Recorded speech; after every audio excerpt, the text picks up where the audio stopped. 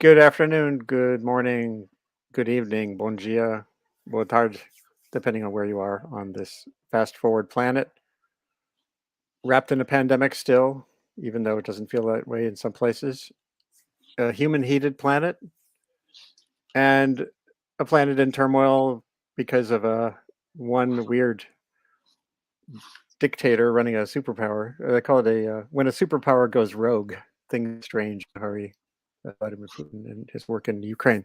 But we're here today. This is a pop-up session of Sustained What to reflect on the life and legacy, the mind and heart of uh, certainly one of the most remarkable people I've ever met as a journalist in 37 years on the sustainability beat.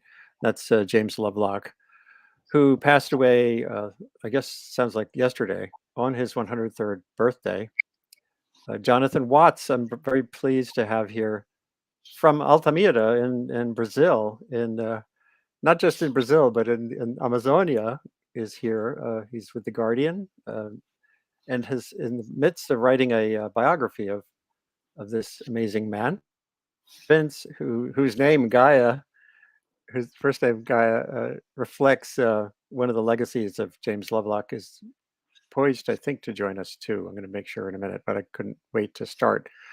I only interviewed him couple of times face to face, and back in 2006 when a book of his came out in which he first really pushed the nuclear idea, which got him some slings and arrows from some folks, although I also tend to agree with him that nuclear power has to play a role going forward. But there's so much more to this man. So Jonathan, first of all, thank you for taking a few minutes out to be part of this. And anyone who's watching, try to share this right now because there was no advertising. This is just a pop-up opportunity. So Jonathan, you've been at The Guardian. Well, just explain a little bit your intersection with Lovelock. Sure. I've been at The Guardian for 25 years. In the last 5 years, I've worked as global environment editor. And before that, I was Brazil correspondent and then China correspondent. And certainly my times in China is when I grew concerned about the global environment, not just the Chinese environment. So I haven't been in this field as long as you, Andrew, but quite some years. And I think anyone who's spent any amount of time looking at the global environment has come across James Lovelock. He's the ultimate big thinker on this subject. His Gaia theory of the planet as a self-regulating system has been the basis for Earth system science and a lot of our understanding of how the biota interacts with chemistry, atmospheric chemistry. And I took the chance to interview him. I'd read him already, but I took the chance to interview him during a gap in between lockdowns 2 and a bit years ago. And it was a brilliant interview, or rather, he was a brilliant interviewee, really fascinating. He was already approaching his 101st birthday, very lucid, extraordinary memory, full of energy. He wore me out, honestly. He could have talked for much longer. And anyway, just to sort of fast forward higher, because I think Gaia is here, and I'd like to hear from Gaia too. But just quickly, yeah. Hello. Well, Gaia, thank you so much. Jonathan, we'll get back to your reflections in a second. Gaia Vince, no, I mean Jonathan knows Jim better than it sounds like. I didn't realize you were writing a book on Jim. Fantastic. No, looking forward to the book. So, so I met him several times at his beautiful house on the beach. He's cheeky guy, but totally. I think what was so amazing about Jim is he really was an original thinker. He really did, take a planetary perspective, as I'm sure you've already talked about. But I mean, sometimes he was kind of goading us all, I think, being deliberately provocative, totally. Just, to spice things up a bit. I guess when you get past 100. You know, you've run through the same arguments a few times, and you just want to poke a little bit.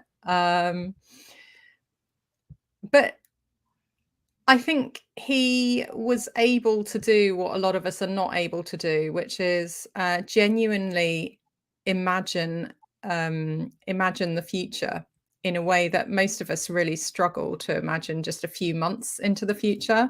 He could take a much longer perspective, and I think that was really remarkable. Yeah, jumping to the PETM, he thinks we're going back to 55 million years in the past ahead. And when you really look at the long time scale questions relating to emissions of greenhouse gases, like David Archer's work as well, the long thaw, you know, these events happen on time scales that I think we in the media particularly, but not just the media, everyone has a really hard time explaining to an editor or to a cousin that matters. And he also, but I'm going to scroll here because I loved the photo. There's photos of Jonathan with him too. This one's from me or from 2006. But I loved looking back at your interview, Gaia, that you did with him in 2009. So I tweeted this line just a little while ago. You asked him a question that is so apt right now because of doomism and Extinction Rebellion. If you were younger, would you be fearful? And he said, no, I've been through this kind of emotional thing before. It reminds me of when I was 19 and the Second World War broke out. We were very frightened, but almost everyone was so much happier. We were even better equipped to deal with that kind of thing then. It's a peace. It's not all bad when things get rough. That idea of, and then he said, I'll be 90 in July. I'll be a lot closer to death than you. I'm a lot closer to death than you, Gaia, but I'm not worried. I'm looking forward to being 100. That was 2009. Yeah, well, he made it. But that idea of, you know, facing difficult times with not just sort of girding, but fun says a lot about him. Yeah, well, I think there's something there, isn't there, about you know, in times of high stress and pressure,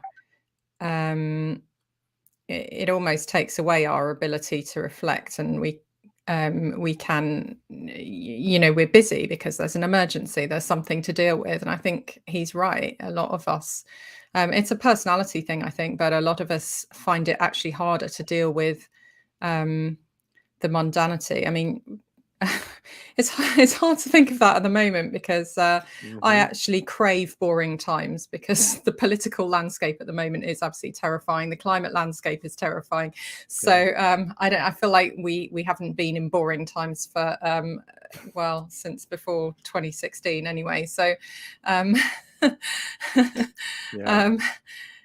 yeah, I'm not enjoying this particularly, but there is a point to when you're actually in the heat of the moment, in the emergency, you know, at the operating theatre, in the war, you know, you're very busy and you don't have time to reflect on how you're feeling and difficult times. I don't know. Do you find that, John? I would say, firstly, that I think Jim is one of the most fearless people I've ever encountered, as well as being one of the most interesting and funny.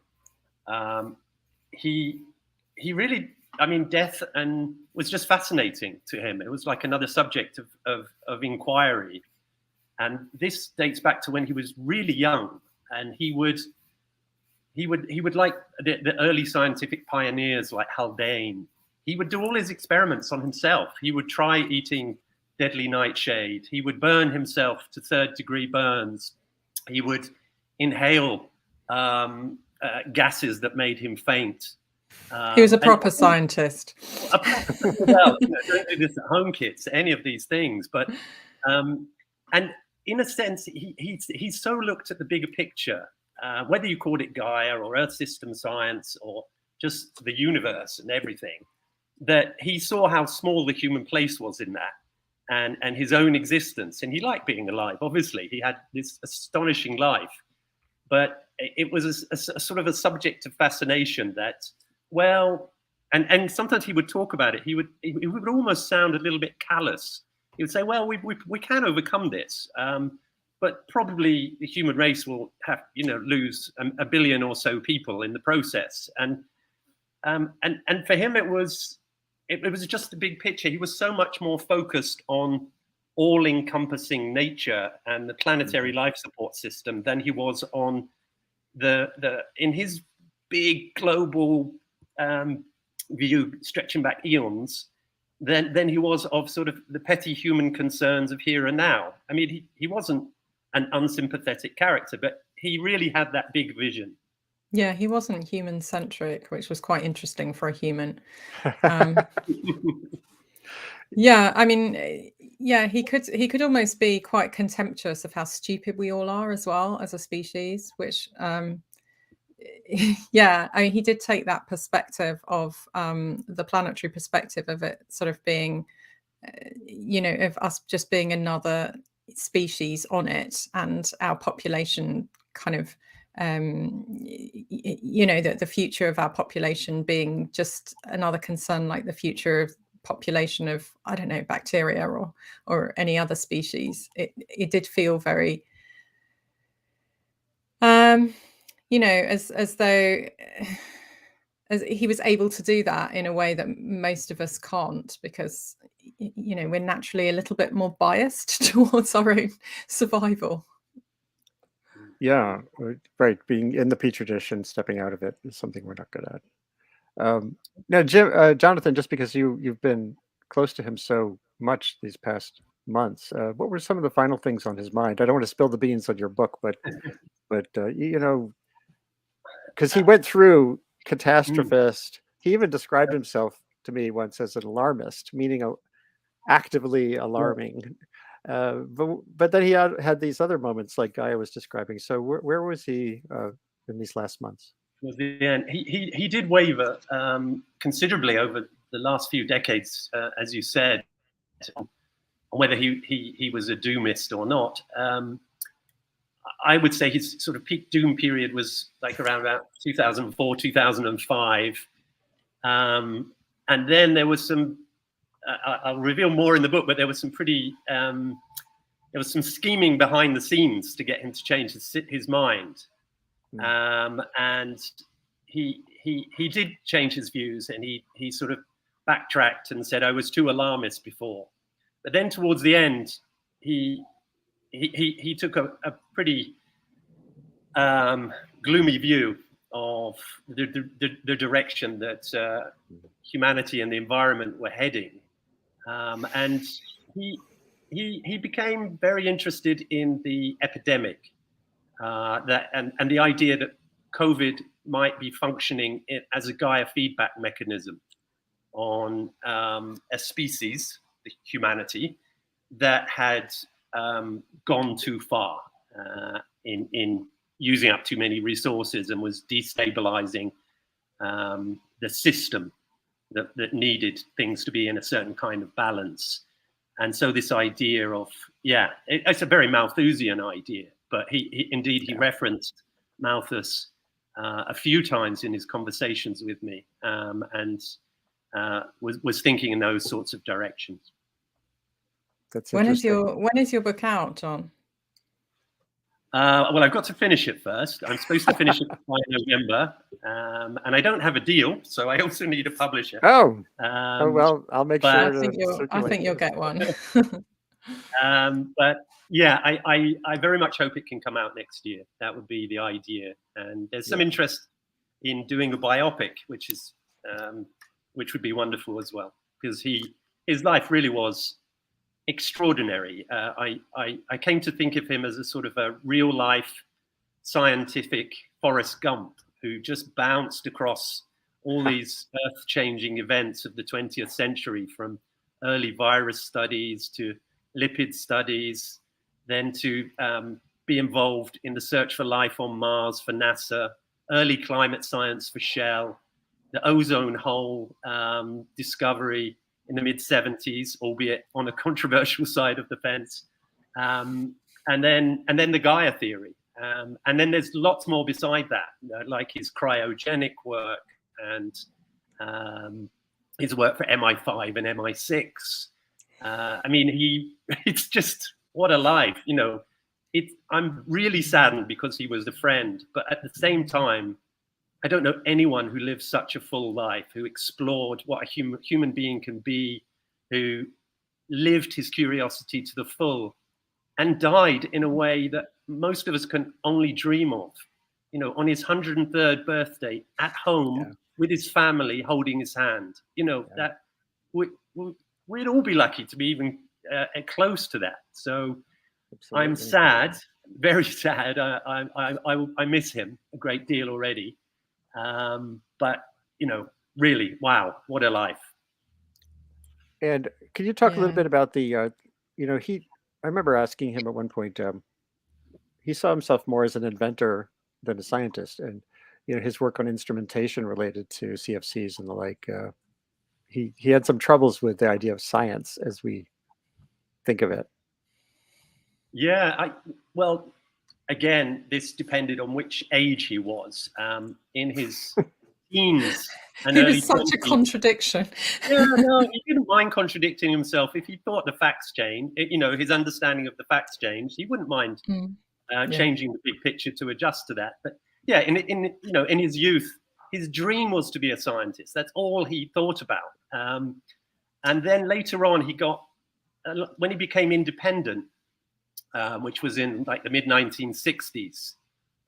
He was often came to blows with the scientific establishment, and then he started to think of science as academic establishments that he was not part of.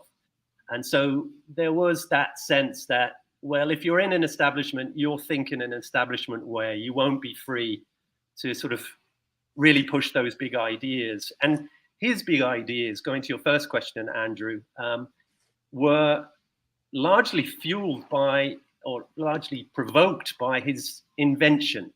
And in particular, his invention of different chromatographs. And the most sensitive of those was the electron capture detector, the electron capture detector, the ECD, which was the most sensitive device at the time for measuring parts per trillion. In fact, it was the only device at the time that could measure parts per trillion. And it was thanks to that it became possible to see the buildup of toxins in the air, in the water, in the earth. And so in a sense, that invention, even though it was initially used largely by the chemical industry and the petrochemical industry to make lots of money, also made the early environmental movement possible. So yes, as Gaia says, a massive contradictions in some ways, but he followed his nose, and it led him into trouble sometimes, but that was why he loved life. That was his secret to a happy, interesting life. How much, and Gaia, feel free to weigh in on this question too. How much of of all the innovative properties you're describing emerged because of the independence, not being beholden to the scientific establishment to get, you know, grants and publishing? Well, yeah, I mean, it's kind of, you know, chicken and egg in a way, isn't it? I mean, he was able to pursue these interests and think outside the box because he was an independent scientist, but also because he was doing that, he couldn't fit into any regular job, and really. And so, you know, I mean, I think of him more as an engineer than a scientist in a lot of ways, because he had this really practical side. So when he was interested in pursuing questions and finding answers, but with this kind of practical end to them, which I think what's quite interesting as well is the reaction of the scientific community. So, you know, he went through some periods where he was very much an outsider and not ostracized, but not taken seriously, perhaps, in the way that during the end of his life. I mean, you know, Gaia theory, which sort of did spiral and become a bit spiritual and take on this other sort of idea, also became Earth system science, which really underpins how we understand now. you know, all these different interacting elements of climate, hydrology, geology, biology, you know, the way the Earth works. And it's really fundamental and not at all controversial now. And I think he's kind of held among the science community very differently now. Would you say, John? I think it depends who you ask. Yeah. Certainly a lot of senior people, climatologists and Earth system scientists will cite his influence. Some very senior people at the Met Office were basically started because they read his books. But I think there's, you know, there again, talking about massive contradictions, this idea of him as independent. Jim always pushed this line, and he was independent, but it depends how you define independent.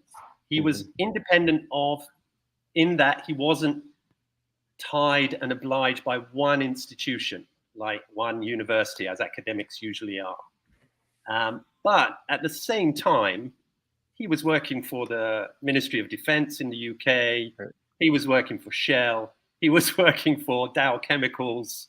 NASA. So, you know, he was in the establishment, but albeit not as a fully paid up employee, but as a consultant who could pick and choose to some degree, although Jim is a fairly loyal person. And if he sticks, you know, if he likes you, he will stick with you. So he worked for Shell on and off as a consultant for nigh on 20 years. So there is that side to him. So when he had these magnificent intellectual battles in the 1980s with the likes of Richard Dawkins and others about Gaia, and he said, well, I'm the David against the Goliaths. That was true in the sense of the academic establishment. But at the same time, Jim was, if anything, talking with more authority because he had access to his own device and his own data, which was super sensitive, and most people didn't have that. But just as importantly, maybe more so, was he had unique access to material from NASA, material from MI5, material from NOAA in the United States, from the chemical industry. You know, he was speaking with incredible authority. And that's one of the reasons why Margaret Thatcher listened to him in that brief phase when she made an amazing green speech at the United Nations. That was quite largely to do with Jim Lovelock persuading her, and she couldn't have persuaded he couldn't have persuaded her if he was just, you know, some new age fringe independent scientist. She would have known that he was working for the intelligence services. That's amazing. And I want to just show an email. I was sifting back through my Gmail. In 2012, I had written a piece about how the emergence of the internet, the social media, online instant communication felt so nascent to me, so new. It reminded me of a piece that a friend of science writer, David Dobbs, had written this cover story in National Geographic about the teenage brain. So I was thinking about the Earth as this emergent noosphere being in its ultimate baby steps. And his email back to me was so funny because it captures two parts of him that I know you'll love. I'm just going to show it. I'll be writing this up. The first part is very grandiose. The evolution of life on Earth seems to have been through mistakes and their correction. The photosynthesizers, flooded the atmosphere with oxygen and killed off a bunch of stuff. And he said, we're now, are humans similar to the first oxygen makers? We are like them. We're a source of great harm to the biosphere, etc. And then at the tail end, he was talking about life in St. Louis and why he fled England to avoid the high energy costs, which also reminds me so much where we are right now with energy costs. We spend the summers in the UK, but our winters here. He said in 2012, it was costing $8,000 a winter for fuel, more than 10 times the cost here in St. Louis. So even with airfare. That's really interesting. Yeah. I mean, he was a bunch of contradictions, and he had quite a lot of, we had a couple of little arguments, I have to say, in our conversations. Gaia, about various things. Yeah, sorry. I didn't ask you about your name. How did you get? It's not from Jim, actually. No, it's my father was studying ancient Greek when I was born, so it's after the goddess of the earth, kind of Oh, independently. that sets me right. I always assumed it was It was related. Lovelock, Jim. yeah. Well, it could have been. I Everybody mean, it was the does. same sort of time, but Yeah. no, it was not that. Yeah, my brother Oh, and that's sister have very normal names. well, yeah. Although the goddess of the earth was his conception of whether you call it a god or not, was this. And one point, Andrew, about the point the email you just showed us with Jim worrying about the heating bills, is that Jim, he was a genius, but he's terrible with money. He was hopeless. Like his life story, time and again, he could have made a fortune on patents. He could have made a fortune on property deals, everything. Every single time, he got it wrong. And you know, in the end he did start to make money from his books, and then he put them all the money into a charity, the Gaia charity, the Gaia Trust, I think it was called. But then that had to fold because of some property issues and his wife wanting to move, and so he lost everything. Oh. So I met many of his colleagues who had followed a similar career trajectory, and they all lived in these magnificent houses, and they'd all done very well for themselves because they were the leading scientists of their generation. And Jim lived, not in poverty by any means, but he had to be careful, and he lived in I think as Gaia, I saw the pictures were from his garden, but in a place called Matthew Cottage on the coast of Dorset, the Jurassic coast in Dorset, and that was typical. Pretty idyllic, though. Pretty idyllic location. And he always liked to be far away from people.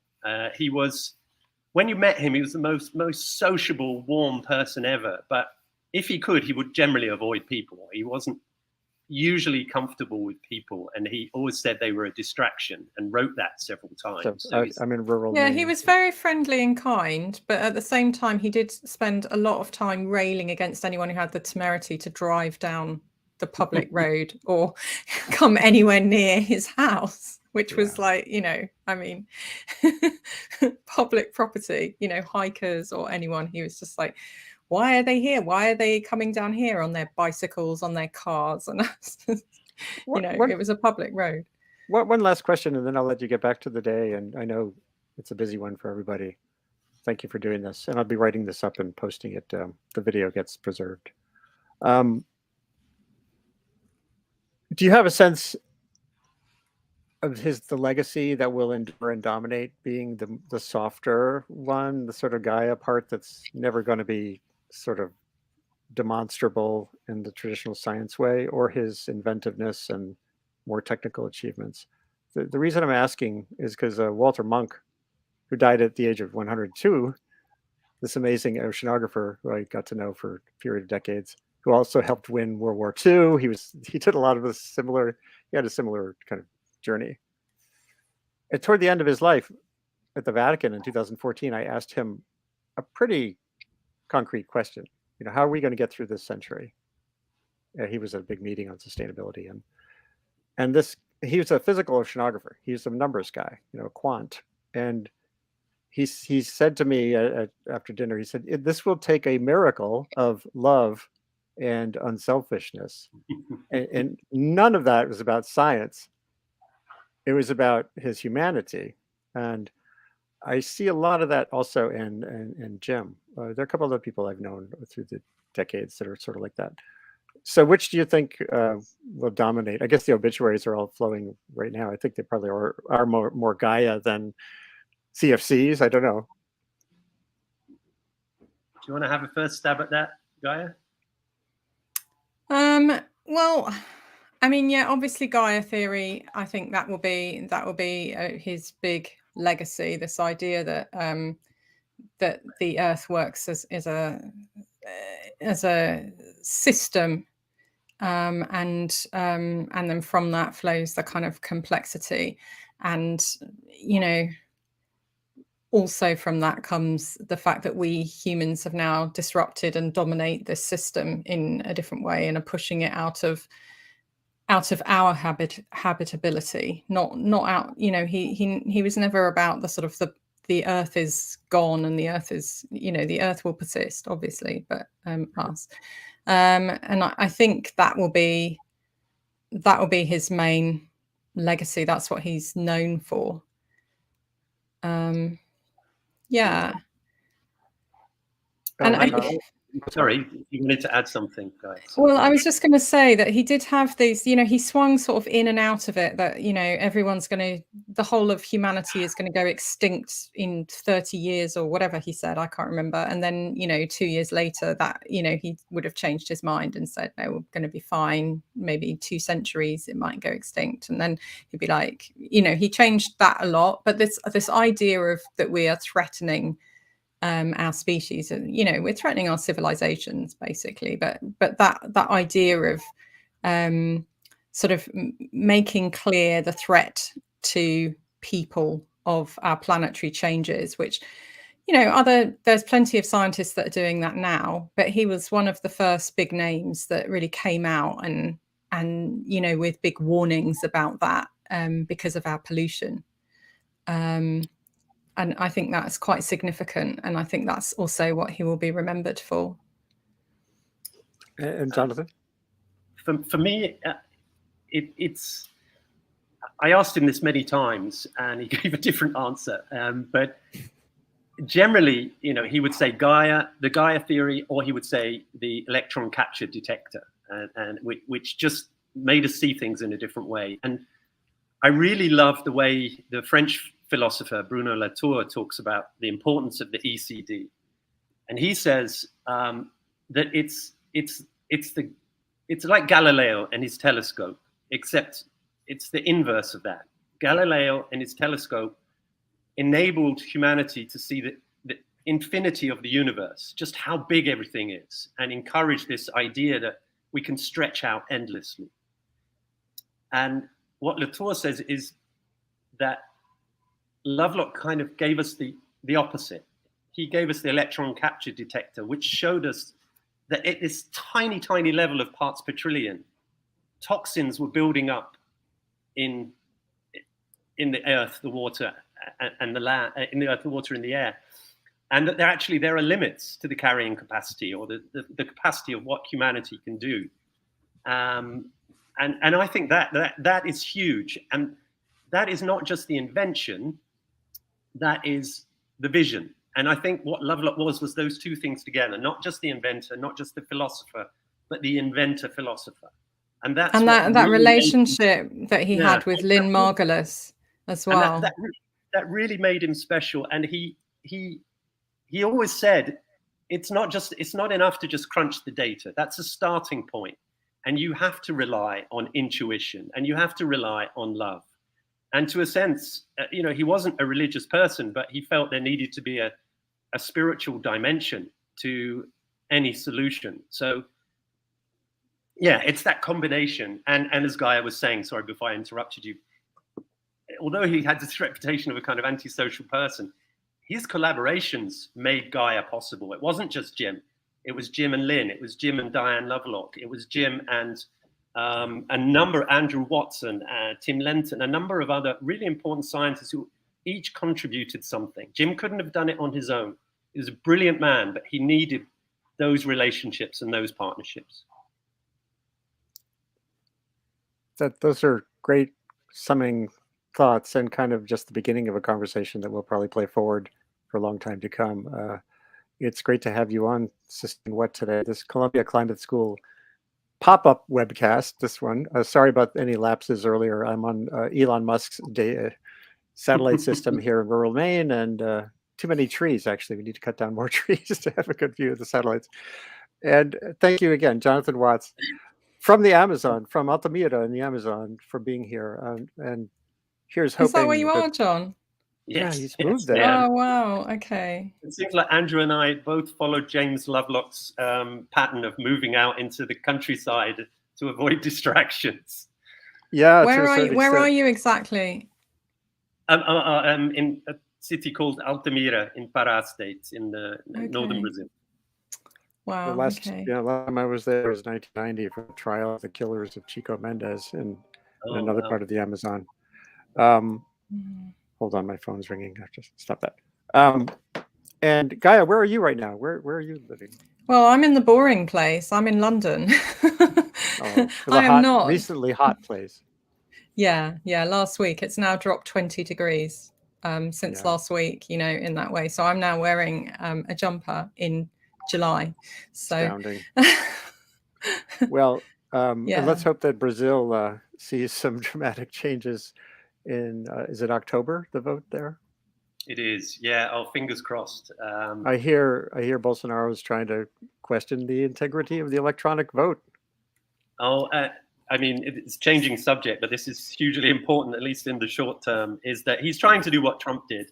But while Trump left everything until the last minute, Bolsonaro is clearly sort of paving the way, organizing the military on his side, casting doubt early on, packing the Supreme Court with sympathetic judges.